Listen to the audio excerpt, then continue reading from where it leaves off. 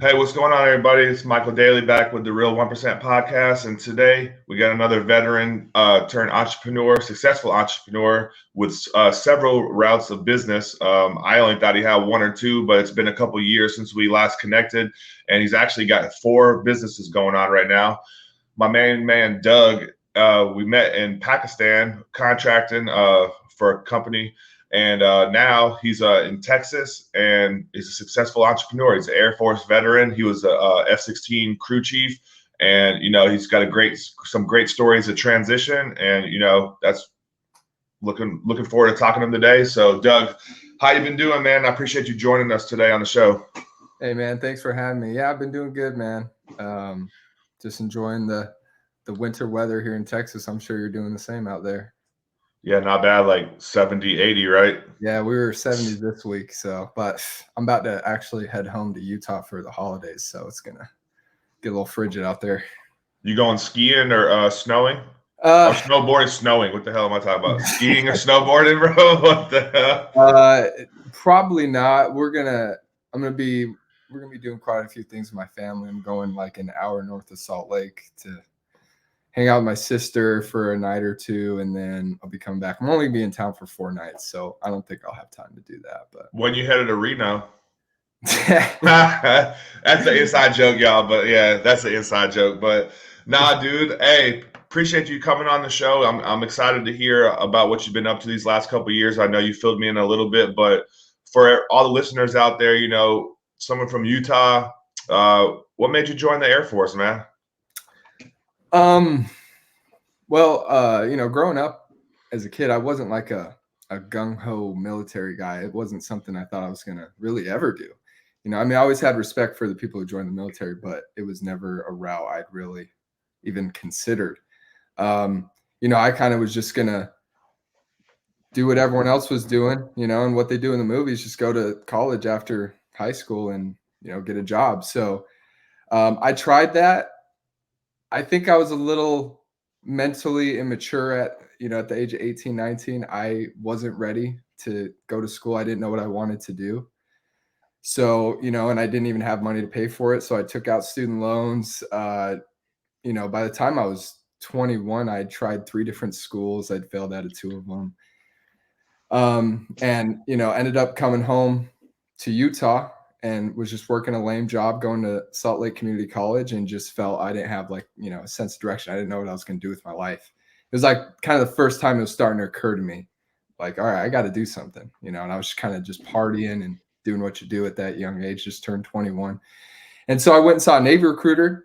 And I was, I took the ASVAB there.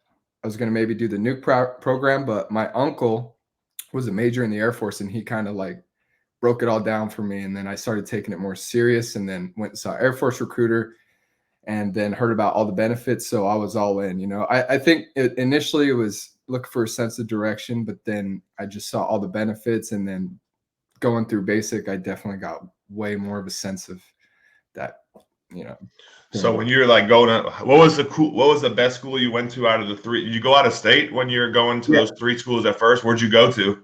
Yeah. Well, actually, I went and played soccer at a really, really small school in Iowa. Okay. And that's when I started to party like crazy. And Yeah.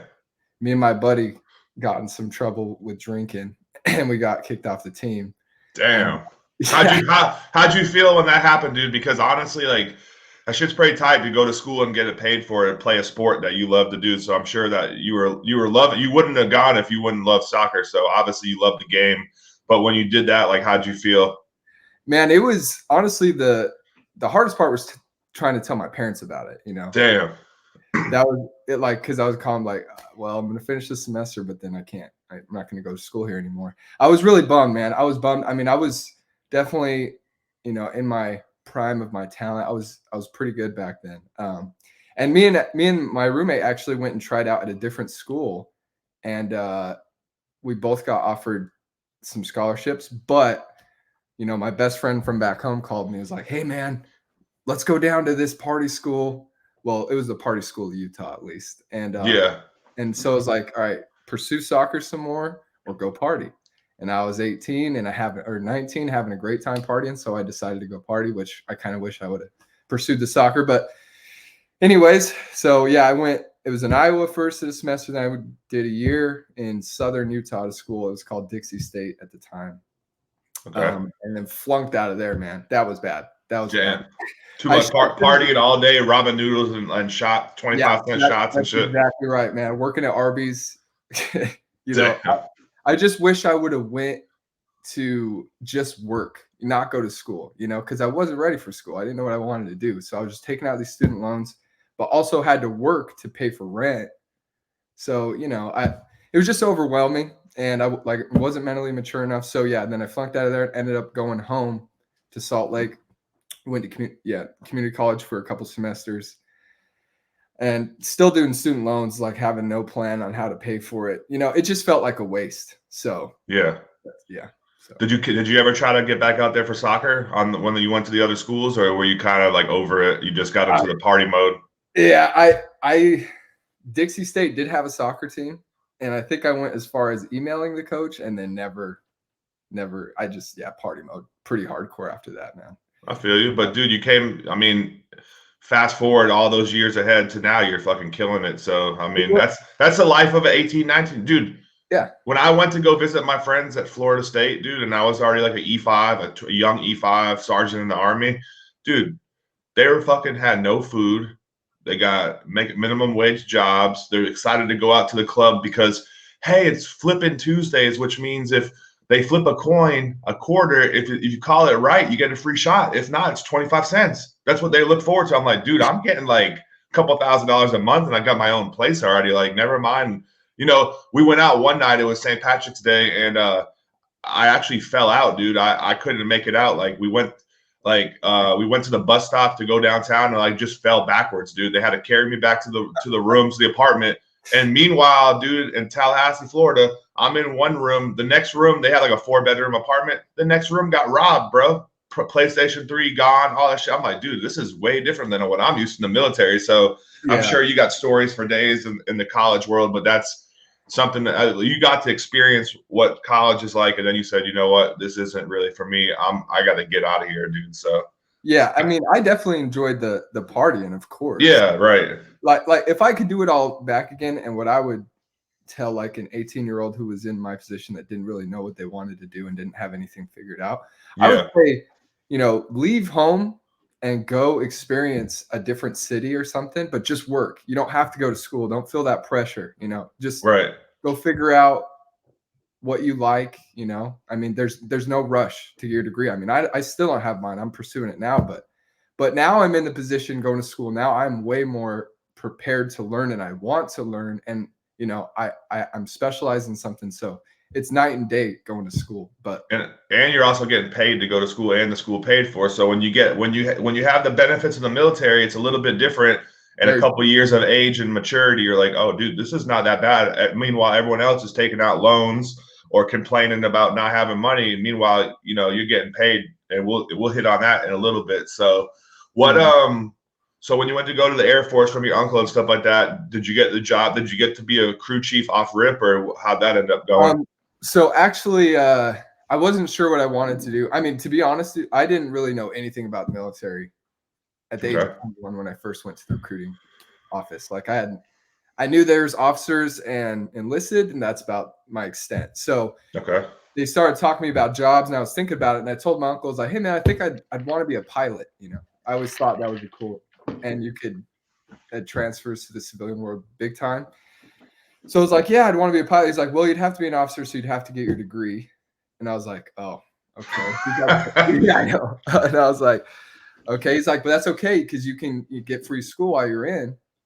So just try to find a job that kind of allows you that free time. And so he brought up, you know, he was a chaplain, so he doesn't have a ton of he doesn't know like the day-to-day of a lot of those, especially, you know, aircraft maintainers. I mean, he was involved, but you know, from his understanding, he'd just tell me you could be like a loadmaster or a flying crew chief, which you fly with the jet. Like if you're with a heavy jet, like a C-130 or a C-5, C-17.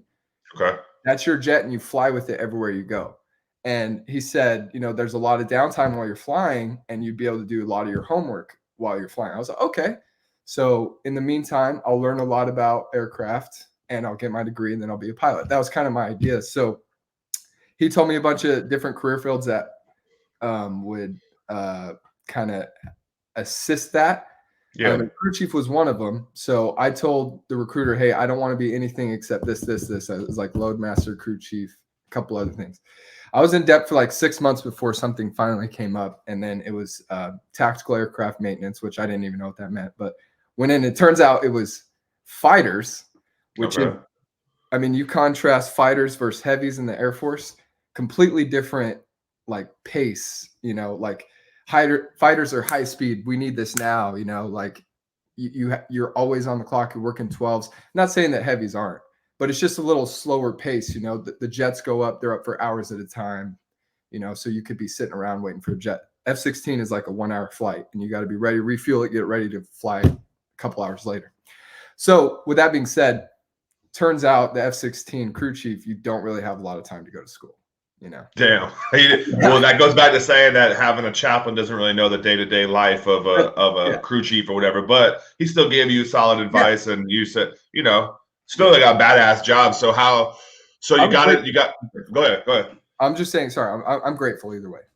Oh yeah, absolutely, dude. So when you got onto the job, I know when we talked, like when I first met you and we were talking about military and stuff like that overseas, you were saying like you were working crazy hours, you're working at night, you're working on the weekends. Like it doesn't matter when the flight was when those jets were going up.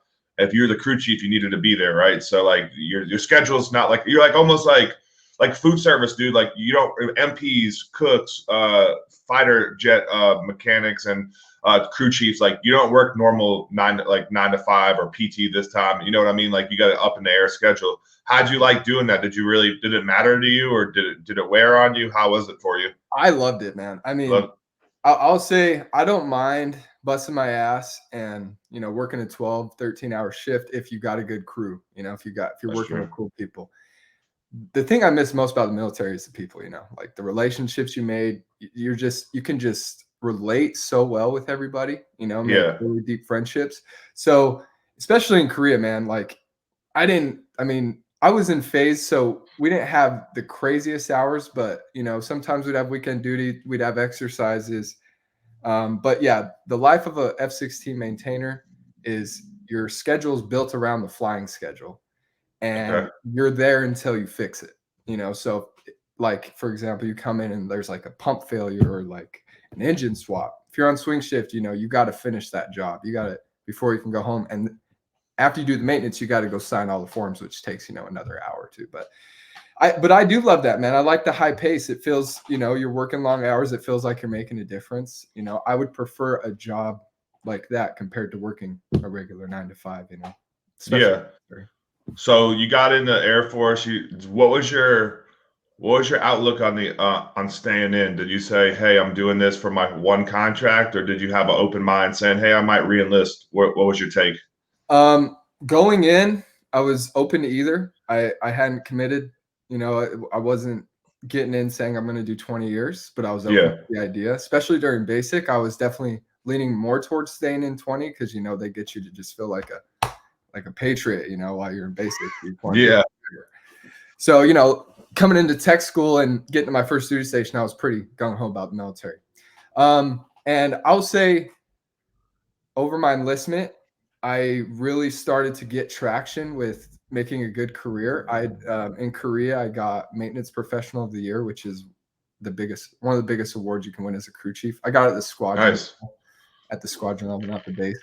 But I think my supervisors and flight chiefs they wanted me to succeed, so they started putting me for more awards, and I made staff my first time. I got the highest CPR rating in Korea. So yeah, I was being set up and I was like, okay, I want to stay in. I like this, and I was starting to supervise people, got my name on my jet, got a jet dedicated to me.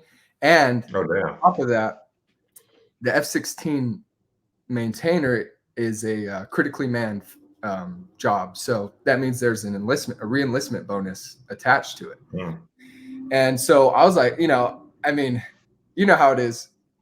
your first few years in the military, you're just a party animal, and Yeah, you're just spending all your money on partying. You're not. I mean, absolutely. yeah. I didn't know anything about personal finance, man. I mean, I think my whole time in the military, the most I had in my bank account was like $2,000.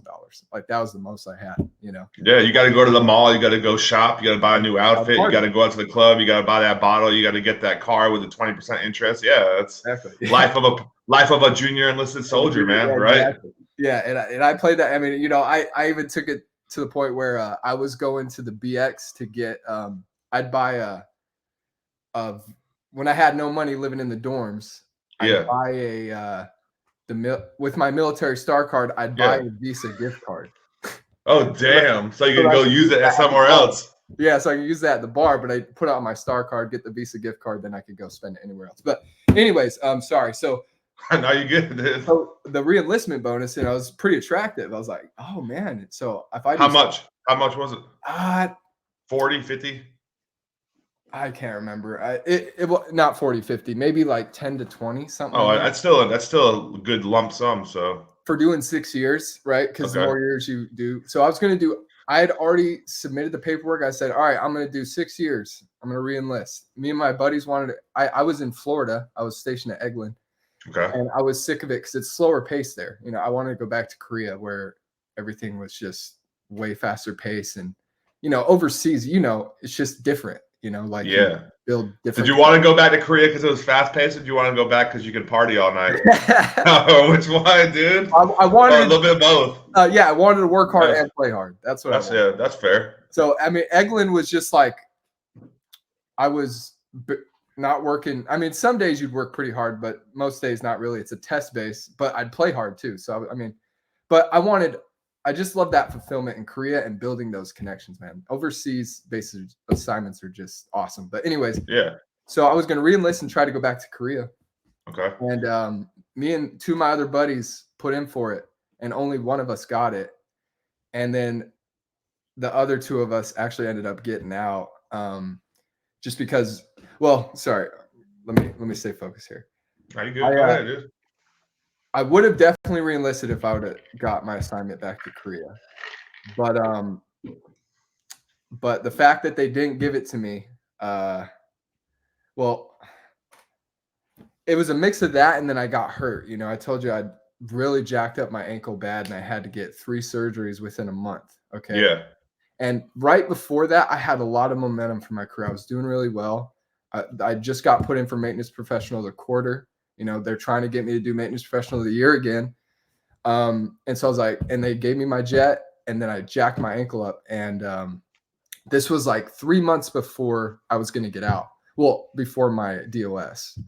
Okay. And like I said, I had submitted the paperwork to re-enlist, but I was bedridden for like 2 months, and I was just kind of laying around. And then my buddies who were in Pakistan, 2 of my really, really close friends, they called me and were just like, hey, man, are you going to get in? I was like, yeah. Are you going to stay in? I was like, yeah, I think I'm going to stay in, man. I think they're like, okay, you're going to be a 20 guy. That's cool, blah, blah. But hey, before you do it, just consider this is how much money we're making. This is what we're doing. We could get you a job out here. And, like a big motivation to re-enlist was that money, was the re-enlistment bonus. Yeah. But then they're talking about this kind of money. And I was like, I never thought I'd make that much money ever, just like starting pay. It's like, man, all right, let me think about it. And so the more I thought about it more, and then I just ended up being like, okay. And I had a backup plan just in case the contract, because, the contracts are never guaranteed. And true. Like they come and go. So I had a backup plan just in case that fell through. And so I said, okay, I'm just going to get out. I decided to get out then. And so you pretty much had like 1 month to get out. Yeah. That's crazy, dude. Dude, it was crazy. I mean, and I was injured. I was wheeling around. You're bedridden, dude. That's crazy. Yeah, I was wheeling around on the knee scooter. Oh, wow. And so I'd have to go to base, to out process on my knee scooter in tabs. I mean, it was tough, but I got it all done, and I still got like 2-3 weeks of terminal. I out processed the whole Air Force in like a month. It was solid. All right, before we get on that real quick, I want to ask you one thing while you're still in service. Did you get to fly in a plane? Oh, yeah. Fortunately, my first base was in Phoenix, and That was the training base for the pilots. So Yeah. there's a ton of D models. A D model F-16 is just a 2-seater, right? Because Okay. most of them are C models, which is a 1-seater. So there was, sometimes there'd be flights they had where they didn't have someone in the back seat. And we had a new captain who was really trying to get maintainers some flights. And fortunately, they heard I was leaving. They heard I was going to Korea, and they thought I was a really good worker. So they're like, "Hey, do you want to go on this flight?" I was like, "Yeah, please." And yeah, man, just got to end up sitting in the back seat. We went up, did a little training with dogfighting and stuff with the other pilots, and yeah, it was awesome. It was How was like when you like were pulling the G's and just did you how did you feel good the whole time, or was it kind of like holy shit, like I'm like full of Jesus. It's not fun. I mean, yeah. I guess it's just when they pull it too hard, you feel like you're gonna pass out because it's just all that pressure on you, and you can't move, you can't breathe. Yeah. It gives you a heads up, like, all right, we're gonna bank right here, and then you just they teach you how to breathe, but you basically just take really short bursts of breaths and you just flex your butt to keep the blood in your legs. Damn, Yeah. that's wild. I'm fucking up on a roller coaster. Never mind a fighter jet, bro. But I'd be in the back seat. Pass the fuck out, dude. Yeah, bro. It's crazy. Yeah, we went Mach 1. With the speed of sound. So it was cool. It was a great. That's cool. That's cool. Though. Good experience. So not a lot of people don't get that chance. So that was cool. So all right. So you got out wheeling around on a scooter, fucking with your papers in one hand, wheeling around this bass and shit, looking crazy, and then you're out. And okay, so the whole transition process. Did you do medical? Did you get your VA claim in? What was your take on the transition process? And like, what would you have done differently going through it now? And, for advice for other people as well. Well, I would say one thing I'd want to bring up is like getting out of the military is an extremely scary thing. I'm sure you went through it. Like walking away from that security. Yeah. Is scary, like because I was so bad with personal finance up to this point anyways, I didn't really know how to manage a budget or anything. But I always knew that the military was going to take care of me. I'm always going to have a place to sleep and a meal to eat no matter what. And if I'm sick, they're going to take care of me.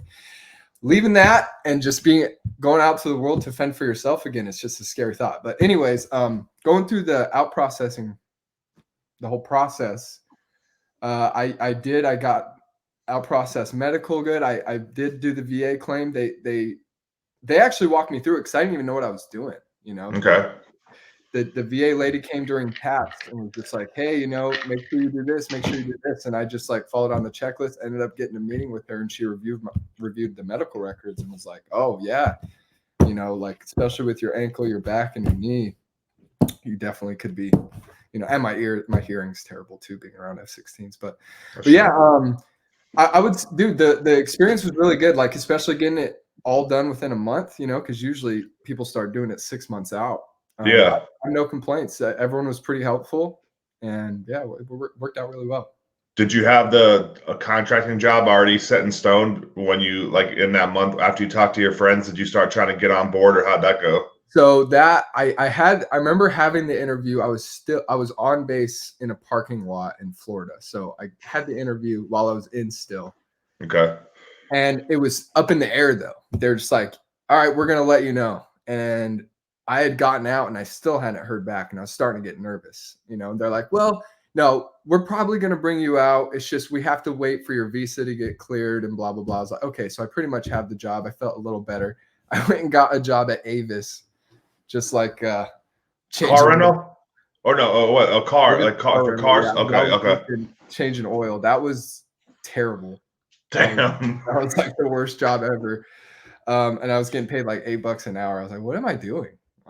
I don't know. But anyways, so just in limbo. But no, that's a good point though, dude. Like I did the same thing after I had a job in Alaska, but after I got my girlfriend pregnant at the time, I came back and I was working all these dead end jobs, and that's the reality, dude. A lot of people fall into that shit, even if you're waiting for a high end job contract, and you still questioning, like, what am I doing, dude? Like, yeah. I was just doing shit for planes, I mean, I'm getting, mechanic and like crew chief of the year, and now I'm fucking at a rental car spot changing oil every 10 minutes or something like that. It's kind of, did you like, did you ever second guess your why, or like I mean, you just said you did, but what was kind of going through your head when you were waiting to get on the contracting job? Were you just like hating life, or what was it? So it was more like, okay, definitely need to make money, right? I mean, I Yeah. moved back home with my parents. My dad's awesome. He flew out and drove my car and all my stuff back to Utah from Florida.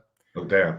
And I was like, okay, I'm just gonna post up here until I go to Pakistan.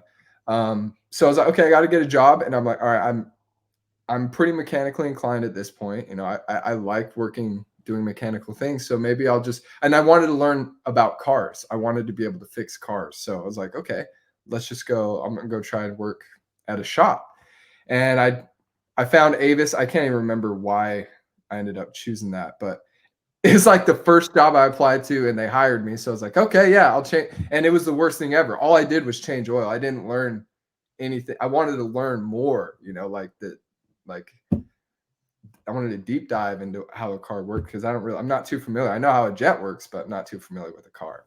Yeah. So, but yeah, I definitely started second guess, man. I was like, this pay sucks. This is so boring. I don't like this.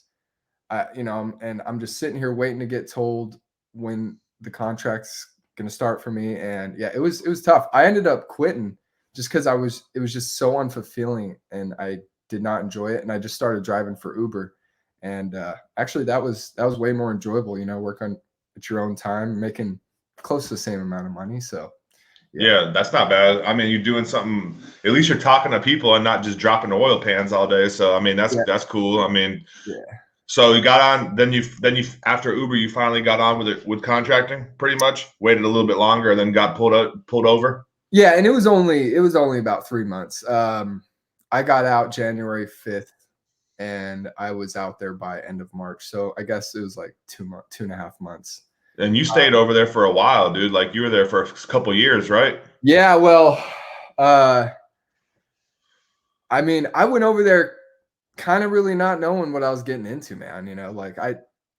That's Like, true. and Yeah. that job is more of like a cop job, like a security forces is dominated by security forces. They just wanted to start getting some F-16 guys in there because we're working around F-16. So they just wanted some people that had knowledge. So the Right. actual job of what I was doing, I was very unfamiliar with it because it was observe and reporting. I'm used to just fixing and stuff. But yeah, the contract, it's a crazy world, man. I ended up working with Booz Allen for 4 years.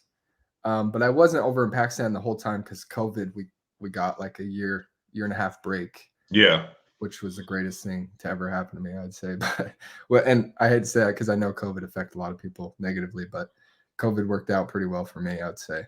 Yeah. In Pakistan and stay on payroll. But yeah, like a year paid vacation can't go wrong. And yeah, I wouldn't say paid vacation. We had to. No, you had to do shit. You had your boy Glenn hitting you up, and everybody trying to like get on your ad. Jay and Glenn, like Yeah. da da da.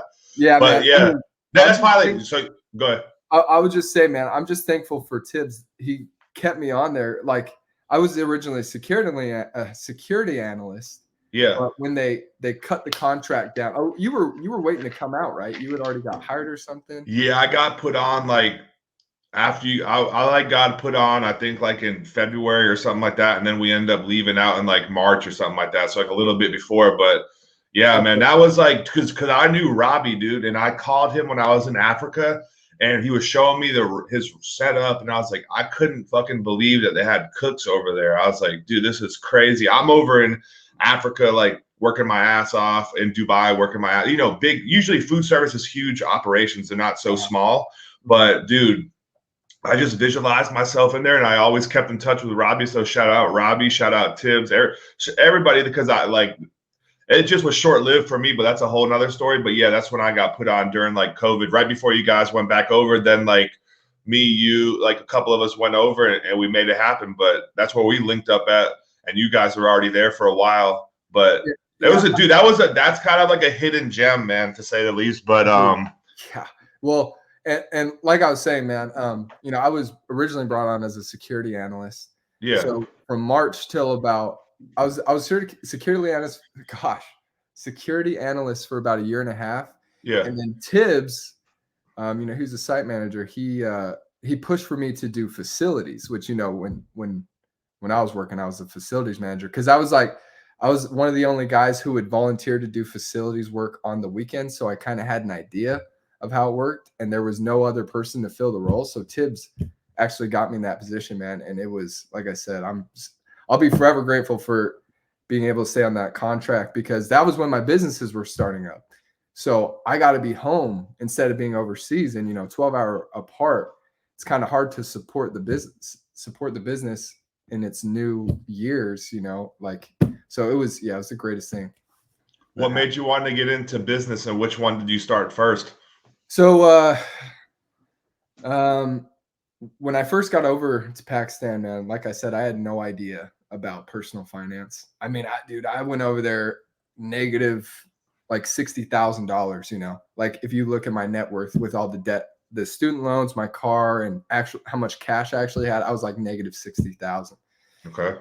And I read a book, Rich Dad, Poor Dad. I'm sure you know about that book. Dude, yeah, and someone yesterday just he said the same thing, dude. Change Yeah. your life. It could change your life. But did you read it all in one day? No, not quite like that. I read it very fast, and I mean that was probably the first book I had read in like 5 years. You know what I mean? Right. But anyways, it was just so profound to me, man. Just the way that Robert Kiyosaki viewed money, and how he explained, money is taught in schools to be like this, but in reality, this is how you should look at it. And that changed everything for me. And I just wanted to, I didn't realize the moment I was in, I'm making really good money. I don't have any expenses, so one, get out of debt, and then two, make this money work.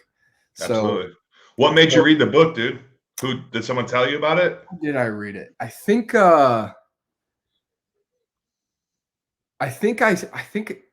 Mikey, my buddy Mikey, who'd got me over there, he got me the gig.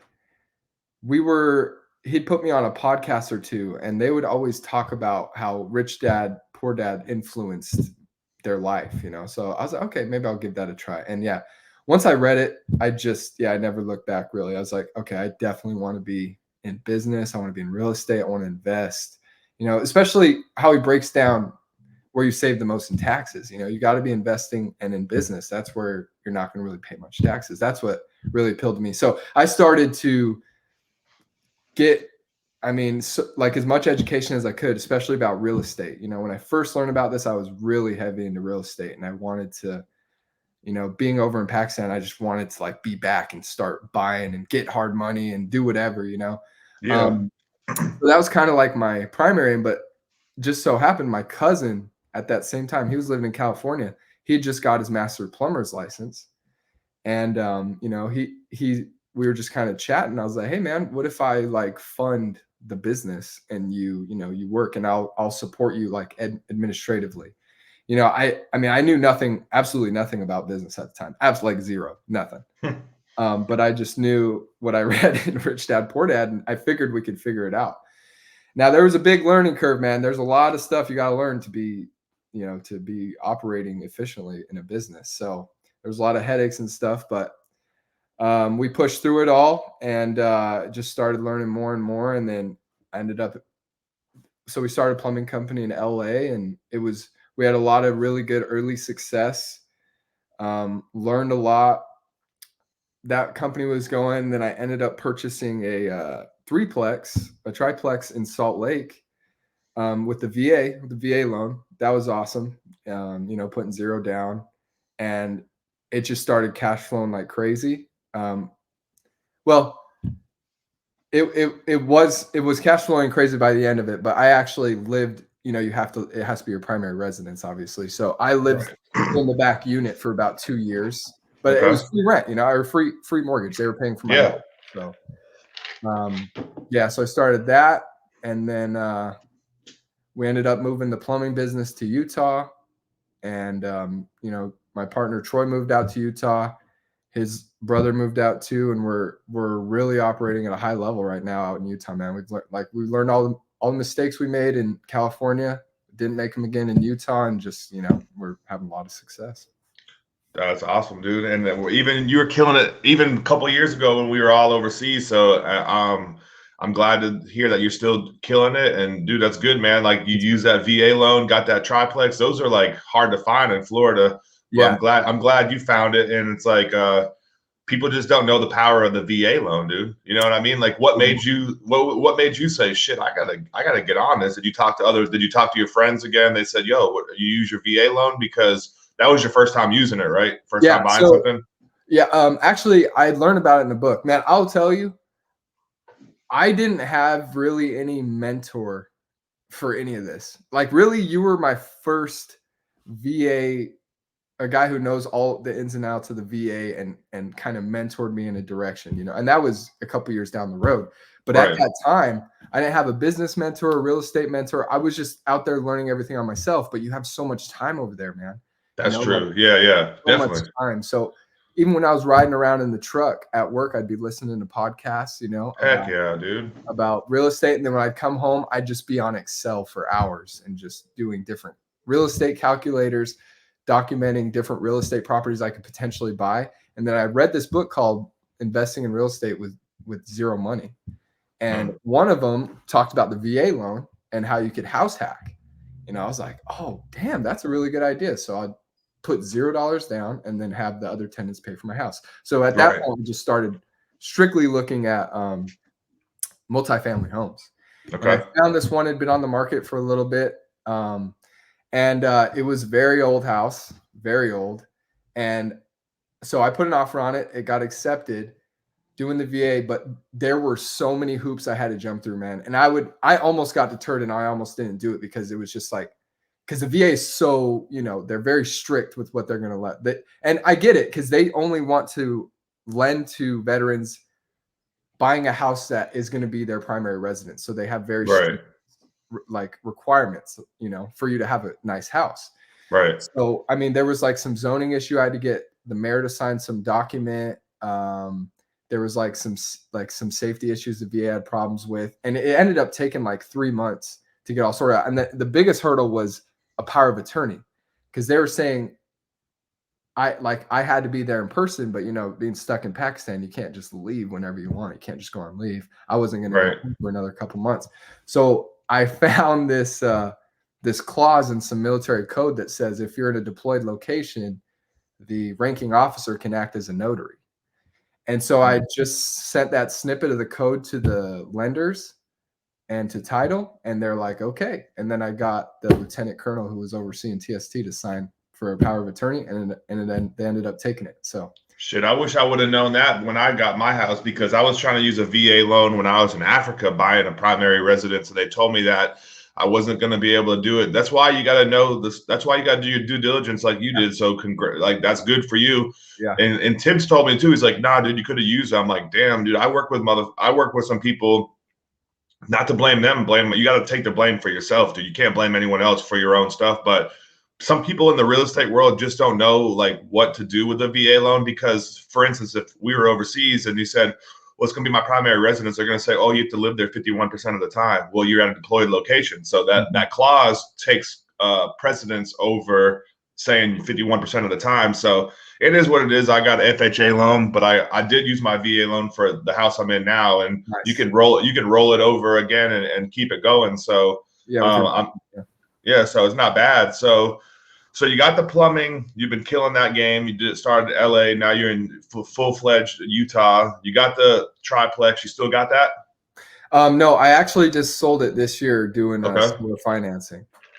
So I got how's that for you? How you happy with the deal? Awesome deal. Yeah, ended up like getting a lump sum of cash up front, and then there's a note for him to pay me a fixed amount monthly for the next 30 years or unless. Not bad. You like your own bank, dude. Get your own money back. Yeah. No, right? It's crazy, man. My buddy was my real estate agent. He got it all hooked up, man. It's awesome. So yeah, now I don't have any liability left with the property, but I'm still getting paid. So okay. Great. Not bad, dude. You can't. Yeah, you don't have to go in to fix the roof. You don't have to do shit. You just collect your money and go on. Yeah, not bad, dude. Excuse me. What else you got running for business now? Did you start anything else when you were in Pakistan, or did you come back and get some other stuff going? So while in Pakistan, yes, I also just bought a commercial property about a year ago. Okay. Went in with a buddy I was actually in the Air Force with. We went to every base together. We were in tech school together. We did a deal together. So yeah, and that property's in Missouri. And then me and him also kind of are doing this like crypto company where we're just banking on well, we just have antennas that are boosting 5G and we're getting paid through crypto. It's a little complicated, but so that business I also started in PacSend. And then I just started another business this year, which is kind of going to be like my future project for the long term, but it's a bookkeeping and like consulting company. Okay. So, like that's what I do for the plumbing business, right? I'm not out there doing the work, but I'm doing the books and a lot of the administrative things, all the accounts receivable, payable, that stuff. Just so that my partners can focus on doing the work. It seems to work Yeah. really well. So seeing how that dynamic worked, I was like, well, maybe there's other people I could help with that just don't really have a good handle on the administrative part of the business. They're just good at generating business. So that's kind of what I offer. I'm doing books, but also a lot of consulting things and like administrative processes, all that. So that's Okay. kind of my like the future. That's what I'm trying to build up right now.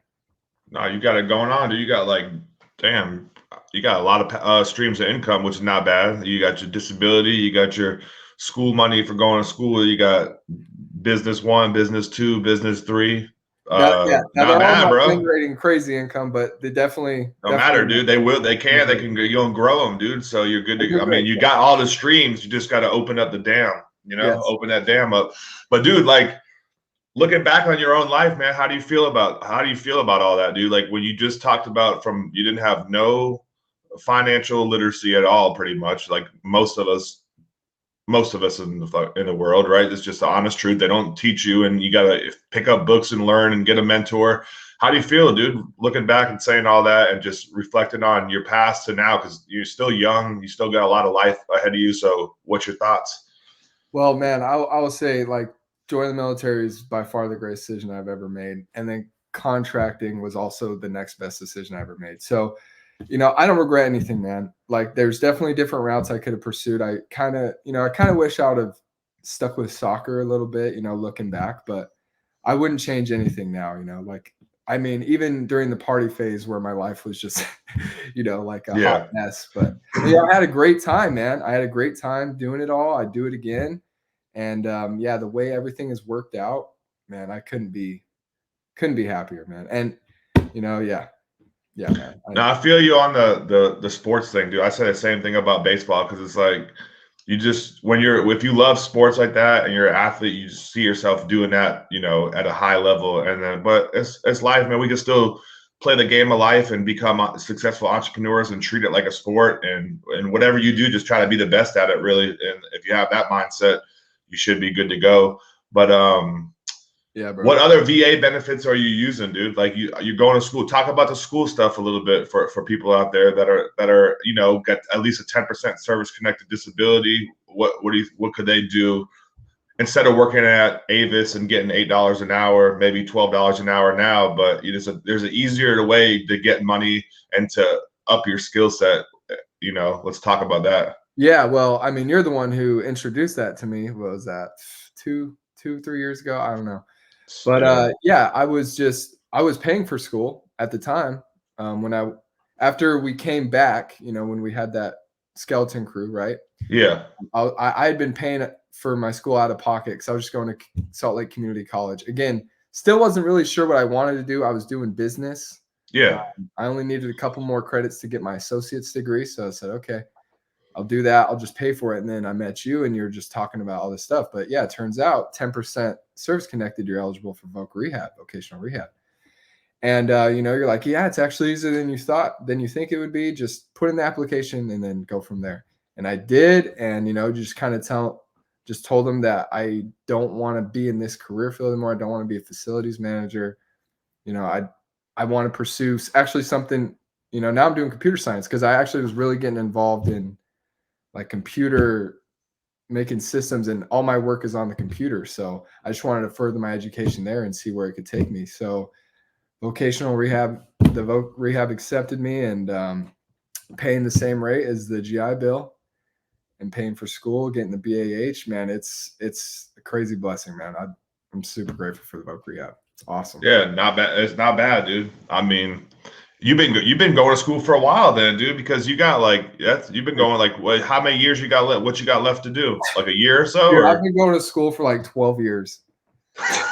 there you go, dude. Student of life, man. Never. Yeah, I I mean, mean, nothing. It's nothing wrong with it, dude. So yeah, yeah, because just looking back, I first attended when I was like 18, that's and true. did all those semesters back then, racking up that student debt, and getting a bunch of random classes. And then in the military, I changed from like general studies to aviation technology, so I started going more that way, and then got out, and I was like, all right, now I want to go into business, and now I'm doing computer science. So I have well over 130 credits, like enough for a bachelor's degree. But I still need another year of school before I get my bachelor's degree in computer science. So yeah, about Not another year. bad. Yeah. I mean, you get paid, and then when you get done for it, the thing about the vote, they call it. I think they changed the name to Veterans Readiness and Employment, but same thing, dude. Doesn't matter. But the thing about that is, whenever you graduate, you get. I think it's 2 extra months to look for jobs, and you get paid the BAH. So, like, I Oh, don't know if your really? counselor tells you this, but yeah, as soon as you graduate, you're gonna get sent like the last month or so. You're gonna get sent over to like another counselor. They're gonna touch base with you, which they should do, and then you're gonna apply for 5 jobs a week, which is it takes 5 seconds because you're already gonna be on Indeed or something like that. So you apply for the jobs and you send a job log in every week, and then dude, you get the BAH again for 2 months, bro. Wow, that's crazy. Yeah, I mean, Yeah, it's wild. yeah, dude. The VA is awesome, and they really take care of the vets now. So What you got planned on the horizon for the future? I know you want to grow your businesses. What else you want to do? Anything else you got planned? well, I really want to buy another property. I'd really like to buy one in Florida. Honestly, that's kind of where I'm looking, but the real estate market's a little tough right now in the rates. But hopefully, when the rates drop again, I would like to invest in another real estate. Yeah, I just want to build this business. It's a little tough right now going to school, and trying and spread my attention over school and the businesses. I make it work, but I feel like I could definitely be more efficient once school's over, and I can put Yeah. a ton of focus into building it. But yeah, man, I mean, that's kind of it. I want to like travel, like, I mean, really what I want to spend my money on in the future is traveling with loved ones and seeing concerts. That's really what it boils down to me. So, yeah, man. What's a concert what's the number one concert you want to see? What's the number one artist you want to see in concert? And what's the number one place you want to go to travel? If you could go to only one place right now, everything paid for, where would you go? Oh, that's tough. Pakistan? See, at this point, you couldn't even pay me enough money to go back there. Nah, bro. Once you get stuff rolling in the States, dude, the contracting is great, man, for the money, but it's a civilian deployment, dude. I mean, in the place where we were at, dude, there's no leisure. I mean, you go to Dubai, you can go to the city and stuff, but that's hard to get there.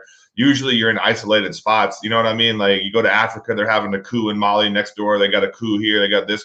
It's not really the most fun thing ever. It's good. It's great money. You're working hard, but it's like a stepping stone, dude. That's the way I look at it. You know what I mean? Dude, yeah, and that's kind of something I wanted to bring up is Go ahead. like the contracting world was so new to me, and I mean I didn't really know much about it, but just seeing it, man, it's crazy. Like a lot of people really show up there with no plan, and that's okay if you don't have a plan, but after 6 months go by, they still haven't even tried to develop a plan. It seems like a vicious cycle. They come, like, okay, maybe I want to rack up and save $100,000 in my bank account, then I'm done, right? Okay, that's a decent goal. Yeah. Go on vacation, blow. Where do they go? They go to Thailand. They go blow all their money. And then they get it's a black hole for 80. It's probably Pareto principle. 80% contractors. They've never made that. Okay, it's 6 figures for most contracts. So you're never really going to make that money in the States, probably. So you get something like that, they don't ever leave, dude. Right? Yeah, no, seriously. Yeah, it's and it usually tax free. True. If you plan your vacation right, you get it tax free. So it's a lot of money. But yeah, it's like 6 months being over there, and I get it, man. You got to like you definitely got to splurge a little bit to enjoy yourself, because being That's pent up true. in a small area for 6 months is tough. But yeah, it's a vicious cycle. 6 months on, all right, I need to get out of here. I got to go have some fun, blow 10, 15, 20 grand on a vacation. And Yeah. then, on their way back thinking like, okay, now I'm definitely stuck here for at least 5 more months added on to my original plan, because I got to make up for that. Yeah. Start saving, they get in that really good mindset. Okay, this is my final date. This is when I'm getting out of here. Go blow another 15 grand on vacation. And it's just a vicious cycle. So I'm glad. I mean, I will say, like, I fell to that for a little bit. I could tell all my loved ones, all Yeah. my family, my friends, when I'd say, okay, this is my last year, they'd be like, okay, yeah, we'll see. No one believes me because you've said it so many times. But I know it's because I had a little forecast, and I'd like put an end date to see how much cash I could save. And then I would just be like, well, I wonder what I could get it to if I stayed another 6 months, or did another plan. Be like, well, if I stay till here, it'll be tax free, and then I get the 401k. All right, I could do it. That happened to me a couple times. I pushed my date back, but Yeah. I just like, contracting is awesome, man. And it's like you said, it's got to be a stepping stone. It's got to be just a temporary thing to get you to the next step. And Yeah. it would, man, like I said, it was the best thing that ever happened to me. Just even emotionally, like being away from all the distractions and being able to like figure myself out. Cause I got over there when I was like 25, 26. And that's when you really start to have that inner dialogue with yourself and start to, become self-aware of a lot of things. So emotionally, I educated myself a ton and just started, just made the best of it, man. So I'm Yeah, very, you can work on your body, you can work on your mind, you can very work on body. your soul, everything. You have, like you said, you have the time. Most people aren't going to really get into the books, dude. That's one thing I'm grateful for too. Like when I started contracting, I had my son already, so it's like I had to grow up big time. I didn't. I had friends that contracted, and they said, "Dude, don't go over there and do what I did." I'm like, "Dude, I can't. I'm not going over here to just blow it. I gotta rack up so I can get some shit going from my family, dude. Like I got another mouth to feed. I got to take care of the rest of their life. You know what I'm saying? So I can't go over here and go buy an $80,000 truck. I mean, it'd be cool to do it, but it's like just my mindset shifted, dude. And it's like it's actually hard to work on yourself and think about goals and do forecasts because that takes work, dude. A lot of people get over there, they just take the money in, and yeah, they watch Netflix, dude. And you paying $10 for a subscription when you could be listening to a podcast, growing your mind, growing your business, starting a business. So props to you for actually putting the work in because no one gave it to you, dude. You had to put the work in. So that's good for you, and it's good for people around you because it was infectious, dude. Even when I got there, they already the stuff they said, oh yeah, man, Doug, you guys will get along good because you didn't get there the same time. You're like, yeah, you guys would get along. You guys talking about business, talking about this, and we did because we were like minded. So it was easy to talk to you. It was easy to do stuff, and I would rather talk about business than talk about sport. I mean, sports is cool, but we're not making I need to make my million. Where's my million? You know what I'm saying? Like, I don't really give a damn anymore. Like we were 15 or 16. That was cool when you're in high school and you're like looking up to sports. But I mean, now we got to figure out how to make that paycheck for ourselves and our families. So yeah, dude, that's just people still over there. And, it sucks because you want to see them home enjoying it and just enjoying this because there's not much to do most places. But that's just the nature of the beast, dude. Yeah, man, it's like I said, it's a vicious cycle, and I almost fell victim to it. I was close, but I'm just glad that I started to make moves towards business and real estate because once I started down that path, it was easier to follow along. But yeah, the hardest part is to kind of commit like, okay, I'm going to go learn about this. I'm going to spend my time doing this because I will say it's nice to just come off work and go watch Netflix for like 5 hours and not do anything. Yeah, it's okay if you do it every once in a while, but shit, you can't do that every day or scroll or be on this or be on that. Like, you got to do something, or are you just gonna? That's what most people do, dude. It's so really nowadays. A lot of people say this that are even successful. They say it's not even that hard to be great because everyone's so mediocre and they don't want to do nothing, dude. They're so distracted by their phone. They're so distracted by the TV.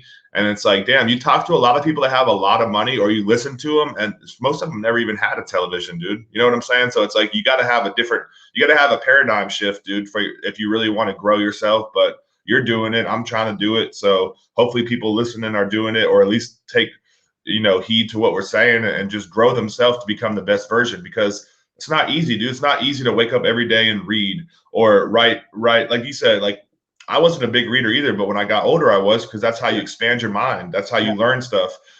Write your goals down. Positive affirmations. All that stuff takes work, and it's not something that we've been accustomed to do since a young age, unless you were programmed that way by your family. But for most of us, it's something foreign, and a lot of people don't want to leave their comfort zone, dude. But that's the only way you're going to grow. So yeah, man, and I think it really comes down to accountability, holding yourself accountable. Like because no one else is going to tell you, like, hey, or ask you, hey, did you read today? Hey, did you go learn about this? Did you take care of what you said you're going to do? It all comes down to you, and it's way easier to just not, just to kind of like push those thoughts away. Maybe put on some music and just fall into a zone and chill. It's way easier, and it's probably more enjoyable, but you're not going to get anything in the long run. Like I'm a very firm believer in Jordan Peterson talks about. Hold on one second. It's there. Sacrificing your current time. How much would you sacrifice right now if you knew your life was going to be better in the future? That's what it comes down to. It's true. If you gotta have delayed gratification, dude. You gotta, absolutely, exactly. Dude. And everyone wants instant. Everyone wants right now, right now.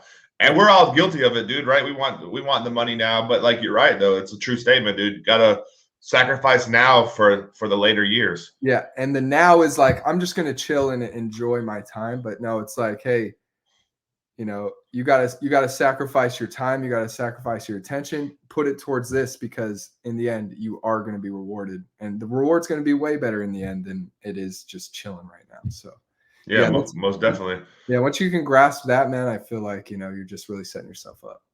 That's true. So what concert would you go to, and what place would you travel to? Where you got? I actually am going to a concert. To the concert. It's Tool. Tool is my favorite band of all time, and I'm going to see him in Austin next month. Me and my girl. And not bad. Where would I want to go? It's either Bali or Australia. I'd really love to go see. Check it out down there. I've heard cool things about Bali. I've been to Thailand, but I haven't been to Bali, and of course Australia would be awesome. So between those two, depends on who I was going with, but I'd probably say Bali. Okay, that's cool. Well, what about you? Me? Dang, dude. Good question. I want to go a lot of places, dude. I don't know. There's so many places. I'll go to Maldives, Seychelles, Greece. So many places, dude. Switzerland. I love traveling, bro. I gotta get my passport renewed, dude. I got mine expired, so I gotta get that thing renewed. Of course, back to Pakistan, bro. You trying to go back? As a civilian, just ride around Islamabad, my friend. Go get Bobby and Ilyas and ride around the city with them, dude. Hey, well, didn't you hear about Ilyas? I heard, man. Mario told me. Yeah, they wild over there, bro. That shit's crazy, dude. That's a whole nother life. But yeah, I would like to go back to Pakistan as like a civilian visitor, like instead of working. And just, especially check out the north, man. It's beautiful. Yeah, it's beautiful there, dude. Up in the mountains and shit like that. Kashmir or it's K2's up there. K2, dude. I mean, people don't see it. Pakistan is beautiful there. I mean, staying in Islamabad and seeing the mountains and stuff like that. That was pretty good. I mean, most places you ain't gonna get put up like that, but yeah, it was a good experience, and great experience. I'm glad I got to meet all you guys, and we stay connected. And you, Melton, Mario, Emmett. I gotta get Emmett's finally, and Diana finally left, right? Yeah, he's still with the contract, but yeah, he's up in Dallas. They should have made it. Yeah, dude. dude put in too much time to not make a Well, position for him, bro. Like, come on, dude. they made a position for him that suits him really well. That's good. So now, man, I appreciate you coming on.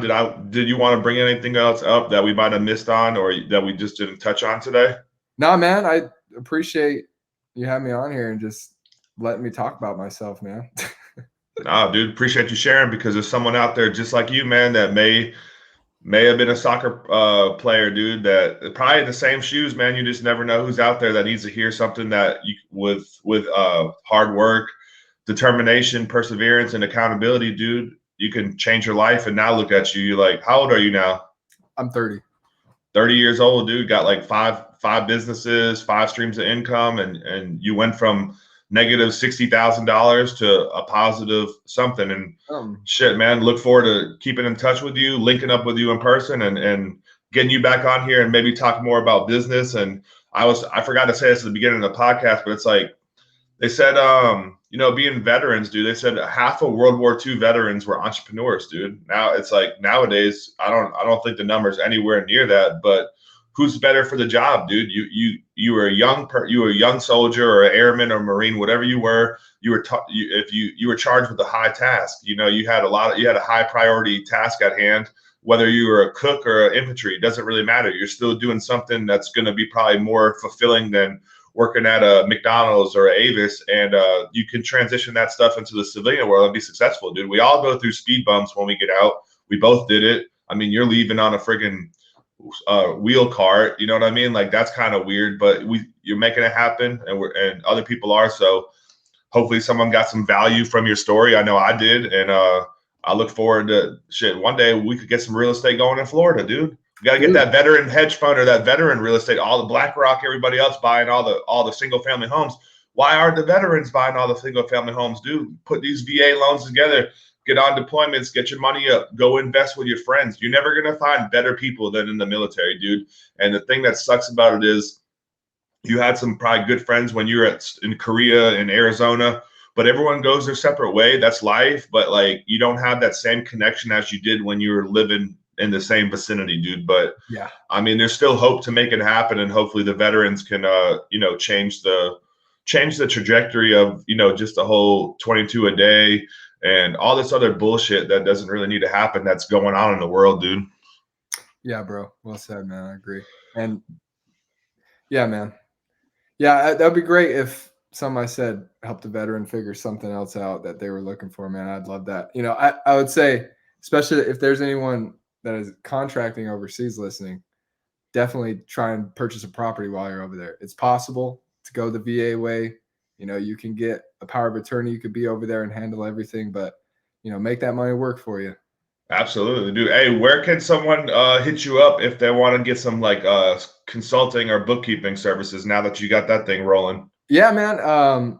Any business consulting. I mean, even if someone just needs any little insights on personal finance, I know a little bit, but just hit my website. It's MJ, like Michael Jordan. That's not what it stands for, but Michael Jordan, MJ preciseconsulting.com.